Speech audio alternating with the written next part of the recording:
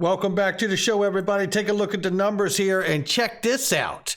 We're going to talk about XRP. We're going to talk about the Reeves test again, and I've got something else for you to see as well. How about XRP IOUs, promissory notes, ladies and gentlemen? And guess what? Polysign, it's on Linqto, and you can get it today. We got that and so much more. Somebody roll that beautiful intro.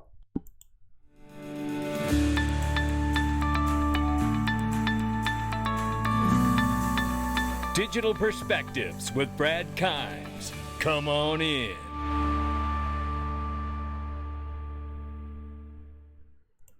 Welcome back to the show, everybody. You can follow us on TikTok, YouTube, Twitter, and Facebook for exclusive content. $997 billion market cap. We are under $1 trillion now going into the weekend.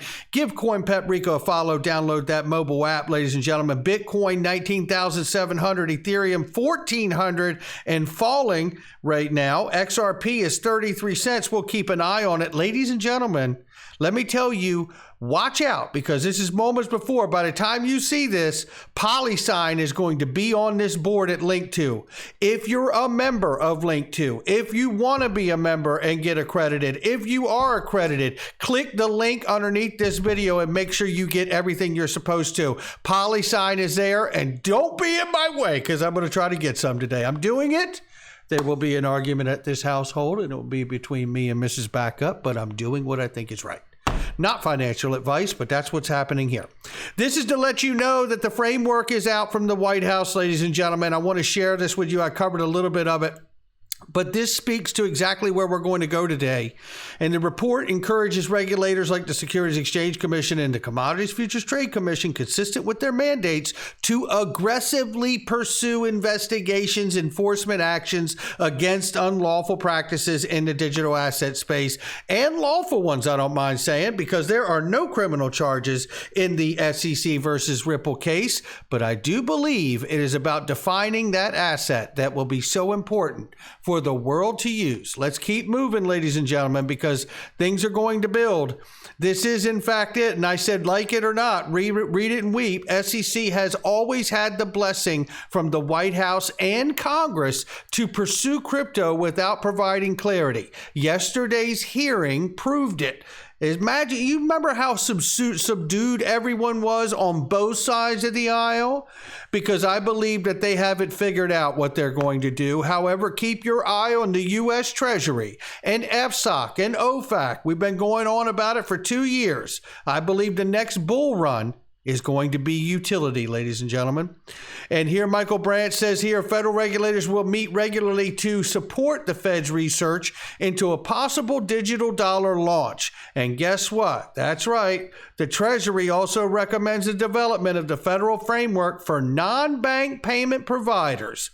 This is where I think we see the Fed and the Treasury come together, and Michael S. Barr will be an architect once again, like he was on the Dodd-Frank Act. Very quickly, I'm not going to read the whole thing here because we got to keep moving. We got a lot to see, and I want to get it in quickly here. Federal regulators will meet regularly to support the Fed's research into the possible digital dollar launch. The Treasury also recommends development of federal framework of the non-bank payment providers, for which Ripple is a non-bank payment provider. Make no mistake of it. And here it is. This is coming from the block, talking about the White House and the executive order from crypto, citing FSOC plans to identify the regulatory gaps in digital assets, recommend ways to plug them next month. Oh, we are waiting for that, aren't we? Yes, we are. Domestically, the administration cited stablecoin concerns and the wider market fallout that occurred due to the collapse, as we know, of Terra Luna. And the major area of focus for FSOC to address, the Financial Stability Oversight Council. Stablecoins in particular could create disruptive runs if not paired with appropriate regulation, said the fact sheet. Potentially for instability illustrated on May 22nd by the crash of Terra and a subsequent insolvency that erased $600 billion in wealth. FSOC published a separate report on stablecoins December 21, which we covered on this channel, which time it said it would consider taking action if Congress did not pass a framework. Don't rule it out, ladies and gentlemen. That's another shot across the bow. We covered this when it came out in December. If Congress doesn't get it done in a timely fashion, the Treasury will wait for no one and needs no one's approval. Congress won't like it, but that's the way the cookie crumbles. And when you're talking about stablecoins, you cannot dismiss the World Bank document that came out in November, just a month before Treasury saying they would act, citing that stablecoins were in fact XRP and Stellar's XLM for cross-border payments. And then that brings us to the idea and understanding of where we are in this case, ladies and gentlemen. Because I have to ask the question, when something is a note, now I know I've talked about this before. I'm even going to play you a thing or two you might have seen before. But I'm going to give you something today that we haven't talked about yet on this channel. And for me, it brings everything home that this case between the SEC and Ripple is absolutely over the Reeves test, not the Howey test. When XRP or IOUs, and you're even going to hear David Schwartz say it, and then you have to think about the idea that if XRP is not good for payments, if it's a commodity like Bitcoin or Ethereum, according to Mike Blandina, head of wholesale payments at JP Morgan, and they centrally control Ethereum, and it's not good for payments. He said it's failed. So if we know XRP and XLM are actually designed for cross-border clearing and settlement of things like derivatives and FX market, then we have to ask ourselves, what would they be classified as? Well, the World Bank thinks stablecoin is what it is. And I've got a clip here that you've seen, a collection of these things, but I need you to see them together. And then we're going to look at these down here. Let's take a watch here. To a clear framework so that people can do this in a cost-effective manner without having to hire a fleet of lawyers to try and figure it out. I think that you're correct that there is cost to build trust in the system. That means it's pay to play. Central monopolist with another central monopolist. A lot of commercial banks aren't terribly excited about that. Maybe you're going to have to give some ownership. Maybe you'll have to give 50% of your ownership to the 20 banks that are now, part of this. I mean, there are other ways to build incentive systems. Maybe you put a native token in there, and you give them the native token. So there may be other incentive ways to beat the current monopolist. But I, having been around commercial banks for a long time, they really are looking for ways to replace their aggregators in their back office, whether it's clearing, settlement, exchanges, credit agencies. But they are deeply understanding, because they are pretty ambitious and very good at making money as well. They deeply understand that every idea that's pitched to them is somebody who currently is small but wants to get big and gain market power.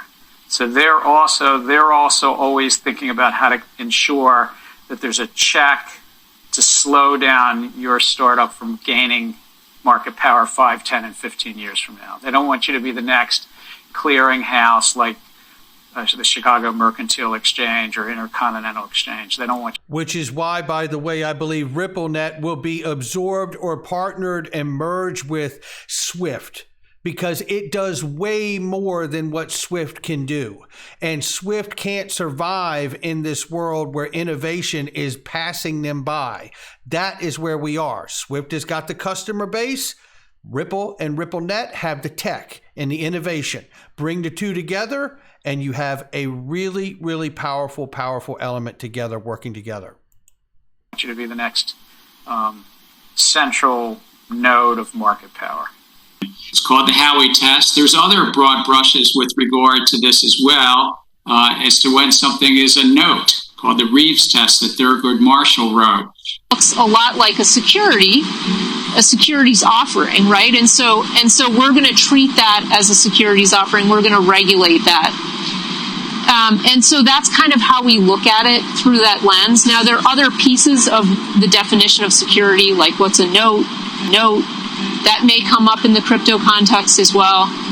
And you ask yourself, why is it that Gary Gensler and Hester Peirce always reference the Reeves test as the Howey test to defend their stance and position at the SEC on crypto?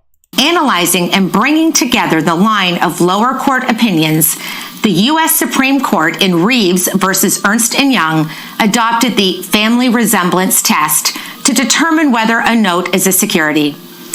Under the family resemblance test, one must start with the presumption that a note is a security, which presumption is rebutted if the note bears a resemblance to one of the enumerated categories on a judicially developed list of exceptions. But the Commission found that this lending product was a equity security. This is Matthew Solomon, Brad Garlinghouse's attorney, discussing the Reeves test in the BlockFi case.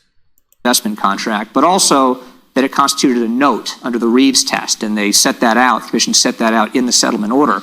This is a way, I guess, of giving some kind of guidance through this settled order of how expansive the Commission believes the Reeves test is in relation to lending products, not just equity security, but also, in their view, a debt security. I don't know, Steve, if you can talk any more about it, probably not, but to give some information to the marketplace, and those are my personal views about what the Commission's trying to do, but if you can elaborate on that for us, that'd be great.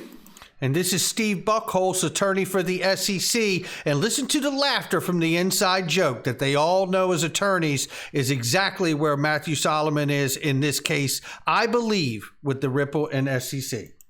Yeah, I can't elaborate in any way that you would enjoy, I don't think.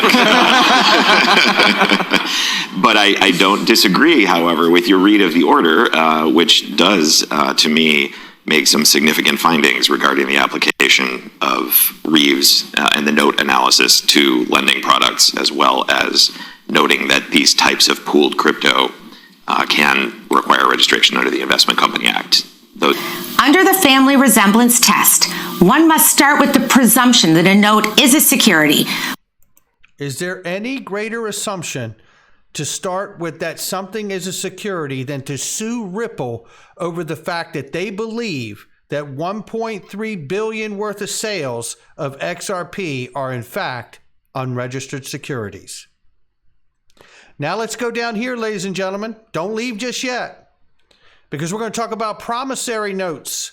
They are securities unless the maturity of the note is less than 9 months. Let's take a look right here. In general, under Federal Securities Act, a promissory note are defined as securities, but the notes with a maturity of 9 months or less are not securities. And that's according to Ernst & Young and the Reeves test. Why do we bring that up? We bring it up because of this.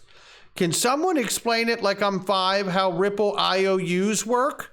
From what I understand, Ripple is also a network for currency exchange that lets people trust sources and swap money based on IOUs. Did you know that promissory notes are IOUs? Well, I'm not done yet. This is David Schwartz 9 years ago, explaining exactly that.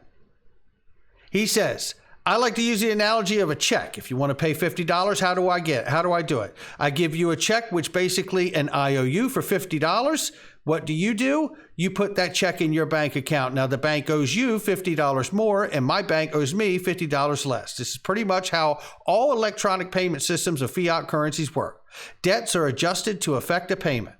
Or think about how Bitcoin exchange works. I put $100 into a Bitcoin exchange and then the exchange says, okay, we owe you $100. Someone else puts 2 Bitcoins in the exchange and the exchange says, okay, we owe you 2 Bitcoins.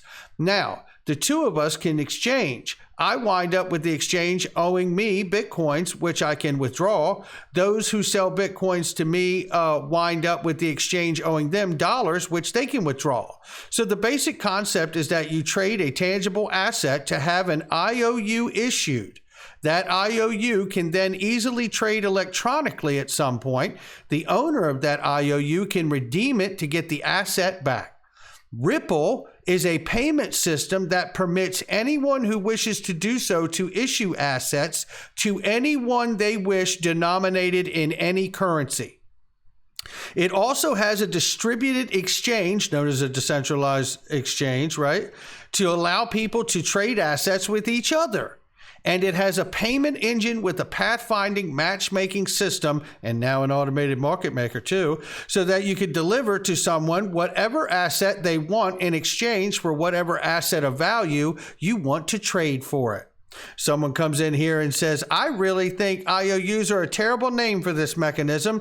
They are people who aren't that educated on Ripple or the financial system as it currently operates who hear that and think it's shady.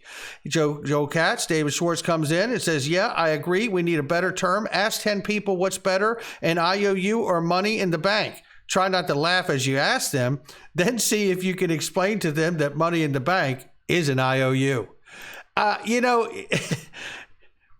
When something is a note, ladies and gentlemen, don't forget, Polysign at 11 a.m. Eastern, just moments away. If it's not already right now when you're seeing this video, it will be gone in minutes, I bet you. Do not mess around. If you're not accredited, if you want to be accredited, click the link at linqto.com underneath the video and don't mess around. It won't last long, and there's great opportunities there. Not a financial advice from me or anyone else. This is my digital perspectives. An XRP, an IOU, when something is a note. But if it's less than 9 months that you borrowed it, it might not be a security at all, which means retail may end up paying capital gains on it as a security, and you may have to turn it into a bank if you want to sell it. Yet it remains to be seen, ladies and gentlemen, but this is getting better all the time. I'll catch all of you on the next one.